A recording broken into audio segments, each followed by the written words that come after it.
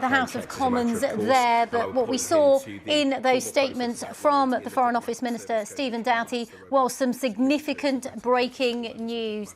Lord Peter Mandelson has been sacked as the British ambassador to the United States.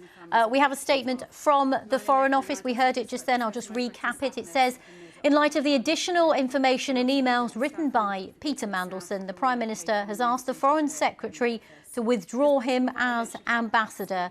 The emails show that the depth and extent of Peter Mandelson's relationship with Jeffrey Epstein, of course, Mr. Epstein, the late convicted sex offender, is materially different from that known at the time of his appointment.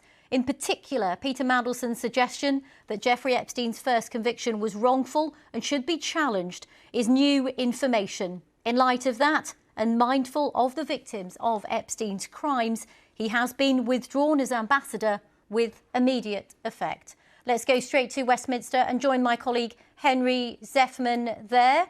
Henry, there was a lot of pressure, wasn't there, on the government to sack Mr. Mandelson, but all of this coming just before a very important state visit by President Trump to the UK, which Lord Mandelson was instrumental in helping navigate.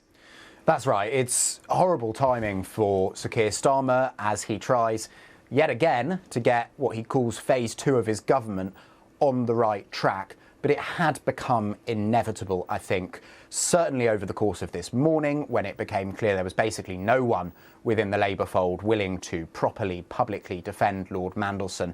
But actually, even at Prime Minister's questions yesterday, when Kemi Badenoch fired questions at Sir Keir Starmer about Lord Mandelson's role, and he just fell back on process to the sort of visible horror of Labour MPs.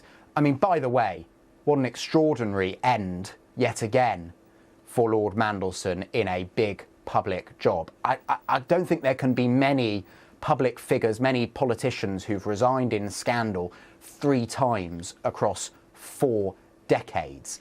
This is quite something from Lord Mandelson, who resigned twice from the cabinet under Sir Tony Blair. He was then European Commissioner for Trade in his 3rd act. He was Gordon Brown's effective Deputy Prime Minister in his 4th act. This was his 5th and perhaps most influential, most significant act in public life. Well, Shakespeare plays have 5 acts, so does Lord Mandelson's career in public life.